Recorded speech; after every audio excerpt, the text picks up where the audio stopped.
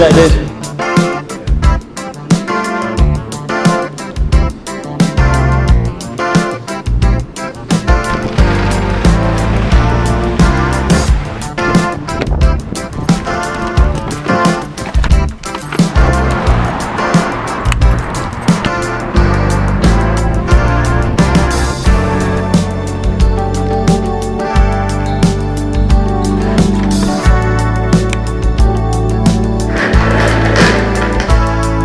Welcome to my first vlog style video in probably 7 years, and most notably it's filmed on the brand new Fujifilm X100VI. All of the footage in this video is shot on this camera.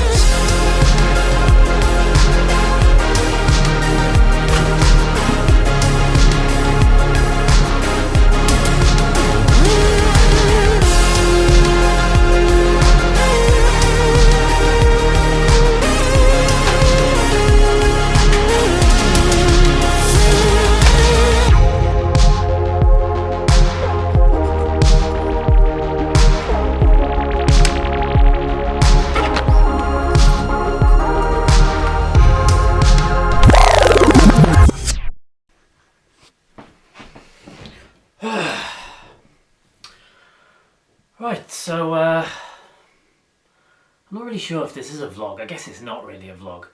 Basically, I got myself a new personal camera for just everyday life, going about town, shooting photos here, shooting a little bit of video, documenting my holidays. It's just for like my own personal stuff.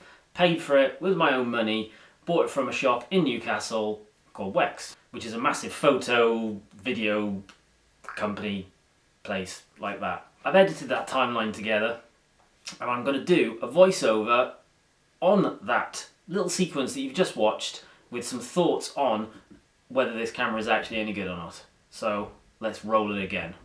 I don't know why, but I really wanted to do a shot where I was opening the box and then pulling the camera out. And the first thing I've learned from that shot is the autofocus is a bit sluggish. That's Mark Brimacombe, the manager of Wex, my pal. Good lad. Load of rolling shutter as that shot panned around. The auto exposure is actually really good.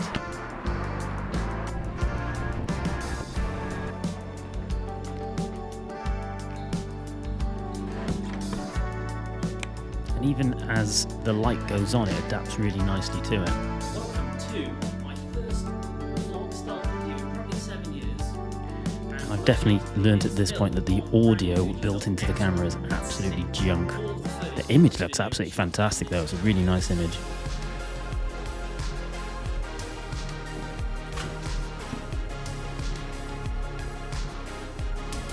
Nice and crisp, everything in focus as you would expect. And on this shot you'll see that the autofocus really struggles to know what to pick out. Bouncing back and forth me and then other items in the shot. My arm's slightly overexposed. It's a bit blown out.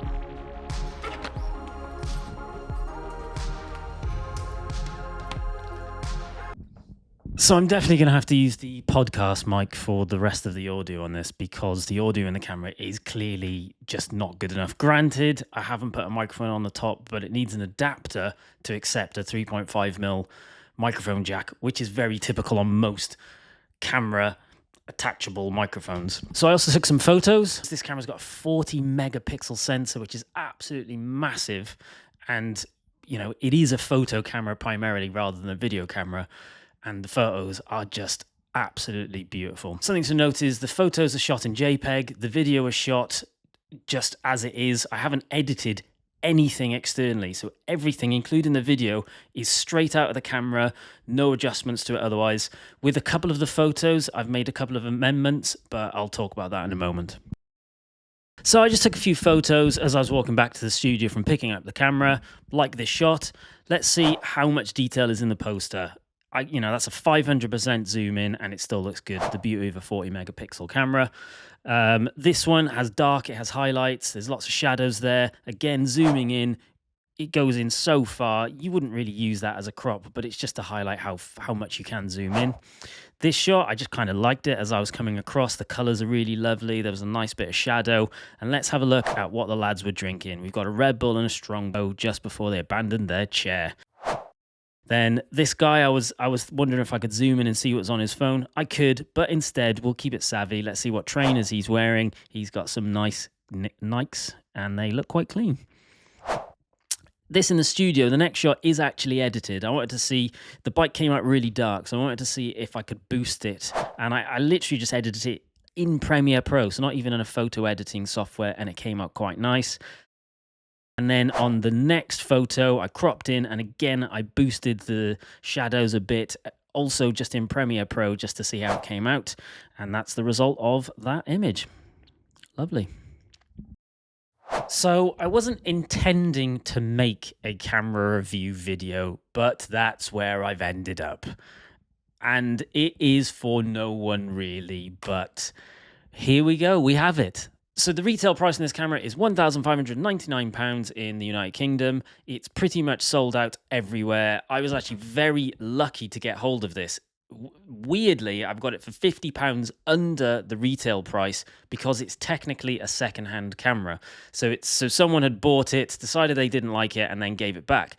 The wild thing about that is that it actually has a shutter count of 0. So the person didn't even take one photo with it. So I've ended up getting the camera when it's sold out everywhere for 50 quid off of retail, and it's never been used. So I've absolutely landed on my feet with this one, and I'm really happy with it. If you know anything about Fuji cameras, you'll know that there are film recipes within them. The idea of this camera is very much to make it feel and look like film camera.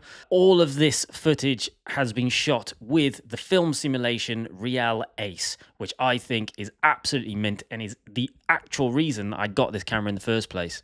The reason I want this camera, like I said previously, it is my own personal camera, and that is why I've got it. It's something that's small, it's compact. I shoot everything in JPEG with the film simulation. I shoot pretty much exclusively in auto, and I don't mess around with the settings unless there's a very particular shot I'm trying to get, which is practically never. And the whole point of it is I can just chuck it in my pocket, go out and about, get some lovely snaps. It will be elevated from, say, an iPhone, but isn't as complicated as a big fancy camera or a large, more professional camera is probably a better way of wording it. And I can get home, I can send it directly to my phone and upload it to Instagram if I want, or I can send it to my Canon selfie printer, which prints tiny little, really low quality actual photos, which I have a little photo album for. So for me, the workflow on this camera is absolutely perfect. I previously had a Fuji X100VI and I actually traded that one in to buy this one. And the reason I upgraded is the technology in this one is what I was waiting for. The autofocus is mint. The colors are mint. Everything about this camera for me is perfection. The caveat to that is there is not a single scenario where I would use this camera for a professional setting. It just isn't as good as other stuff out there, pretty much everything by Sony. However, for my own personal use, this is an absolute no-brainer, and I'm very happy with it. So, hope you enjoyed this video. I don't know how it ended up becoming this, but like I said, we're here now. This is what we've got. See you later. Peace.